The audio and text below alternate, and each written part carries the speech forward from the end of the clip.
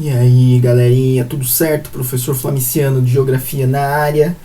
E o que tá acontecendo, cara? Tá acontecendo uma pandemia e aí a gente tá postando vídeo como se não houvesse amanhã, o bagulho tá louco.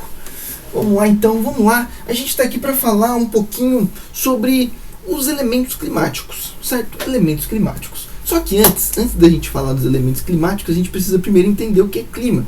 Para entender o que é clima, a gente precisa também saber qual que é a diferença entre clima e tempo. Então vamos lá. Temos aí uma imagem demonstrativa. Não, isso aqui é zoeira. Vamos para a imagem de verdade. Olha só, vocês já devem ter ouvido falar da previsão do tempo, certo? Previsão do tempo é um negócio que você vê por aí, no jornal, na TV. Agora, o que você nunca parou para pensar é que não está escrito previsão do clima. Vocês já ouviram em algum lugar previsão do clima? Não. Por quê?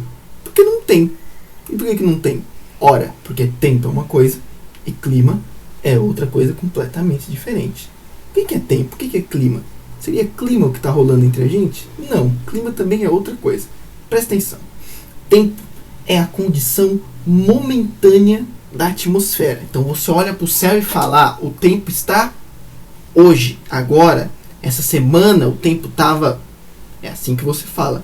O tempo está frio, o tempo está quente, nossa, está calor. O tempo está chuvoso, não, o tempo está seco. Nossa, como é que está o tempo? Muito vento. É a condição daquele momento. Clima é um negócio completamente diferente. O clima é quando você observa a condição da atmosfera por um longo período de tempo e observa um padrão que acontece todos os anos. Aí você diz que aquilo ali é o clima do lugar. Então, por exemplo, clima de Santa Catarina. Não é, não, o clima está chuvoso. Não, nada a ver. Como que é o clima de Santa Catarina? Vou dar um exemplo. Todo verão é quente e todo inverno é mais frio. Isso é um padrão, acontece todo ano. Tem ano que o verão é um pouco mais quente, um pouco menos quente. Tem ano que o inverno é um pouco mais frio, um pouco menos frio. Mas é um padrão que acontece todos os anos.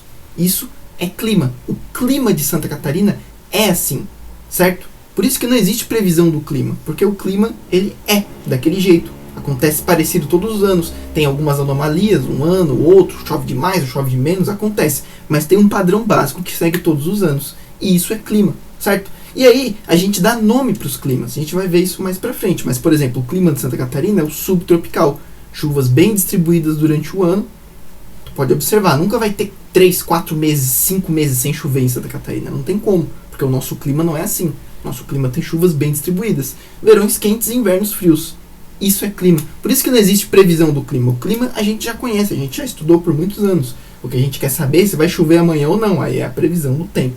Tempo é momentâneo, clima é um padrão ao longo dos anos. Isso é uma previsão do tempo. Ó, temperatura, chuva, tempo na segunda, não clima na segunda. Tempo na segunda-feira. Ok, joia. A vida segue. Bom, e aqui a gente tem um mapa dos climas, ok? Tá aí, ó. Climas quentes, climas frios. Tem vários jeitos de classificar os climas, tá? Tem estudiosos aí, climatólogos, que dividiram os climas do mundo em mais de 20, 30 climas diferentes. Esse mapa aqui é um mapa bem simples, mas ó, clima equatorial, tropical, ó o que eu falei aqui, ó, de Santa Catarina, ó, subtropical, úmido com H, porque não sei, mas a vida segue. Vamos lá. Agora sim, os elementos do clima. Bom, pessoal, a gente tem 4 elementos principais do clima, ok? O primeiro elemento do clima é a radiação. Elementos do clima são as coisas que elas juntas, elas formam o clima. Radiação é um negócio importantíssimo para o clima, certo? A radiação ela vem do Sol, então a radiação solar. Aonde tem mais radiação do Sol, normalmente é mais quente, né? Porque por causa da energia do Sol. E onde tem menos radiação do Sol, normalmente é mais frio. Isso daqui não é muito nosso assunto agora, mas eu botei aqui só a nível de curiosidade, né? Vocês devem estar ligados que a atmosfera da Terra ela dá uma filtrada na radiação solar, né? Nem toda a energia que sai do Sol chega na Terra. Aqui a gente tem os números, né? De 100% da energia que sai do Sol, só 49% chega na Terra.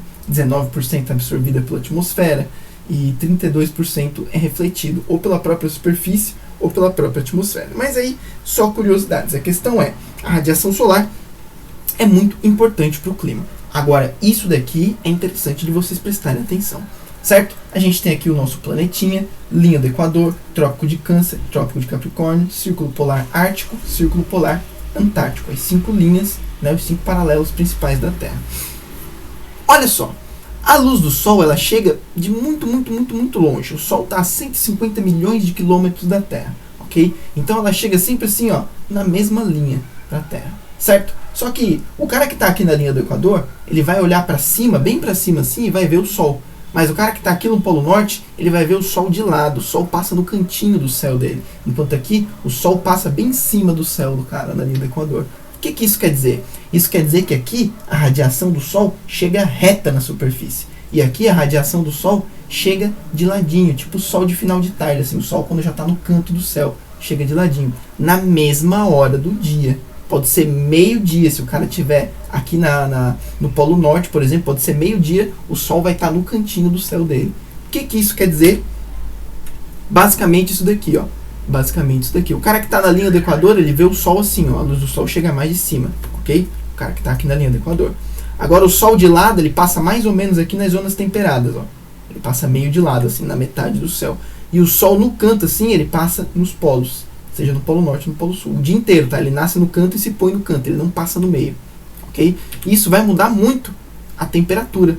Certo? Por quê? Porque aqui nas zonas da linha do Equador, onde o Sol chega mais reto, a radiação chega mais reta na superfície, vai ser mais quente. Ok? E aqui nos polos, onde a radiação chega mais de lado, vai ser mais frio. Isso daqui é um mapa da temperatura média da superfície terrestre. Certo? E aqui a gente chega no segundo elemento do clima, a temperatura. A temperatura é o segundo elemento do clima, uma das coisas que a gente usa para caracterizar o clima, certo?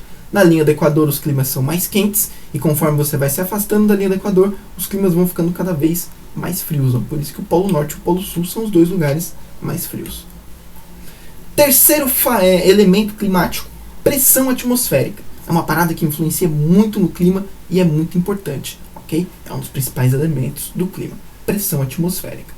O que é pressão atmosférica? Ora, muito embora você não tenha parado para pensar, a atmosfera da Terra, essa camada de gases que tem ao redor da gente, oxigênio, gás carbônico e todas as fumaças que a gente solta e mais um monte de gás que eu nem lembro o nome, essa camada atmosférica que está ao redor do planeta Terra, ela está em cima da gente, cara.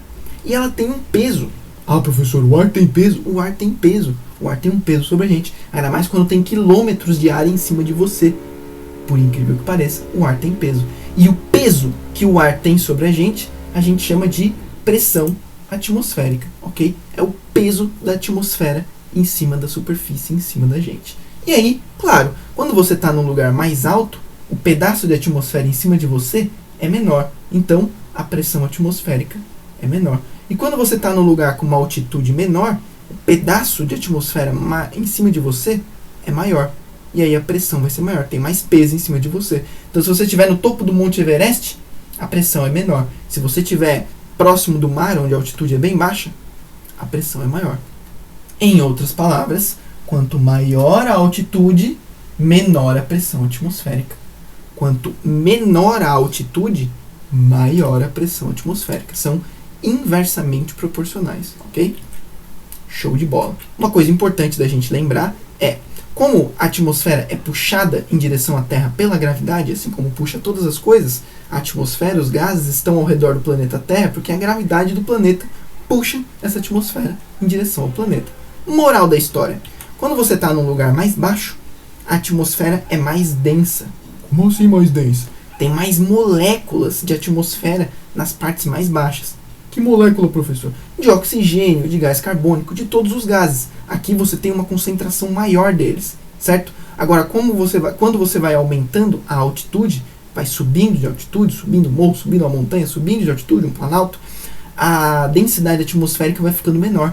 Vai tendo cada vez menos moléculas de atmosfera, de todos os gases, inclusive do oxigênio. Por isso que é mais difícil respirar nos lugares mais altos, porque o oxigênio é mais rarefeito. Por isso que os caras, quando vão subir o Everest, eles têm que levar uns tubos de oxigênio para dar uma respirada de vez em quando, para não morrer. Moral da história: pressão atmosférica, quanto mais alto você tiver, menor vai ser a pressão.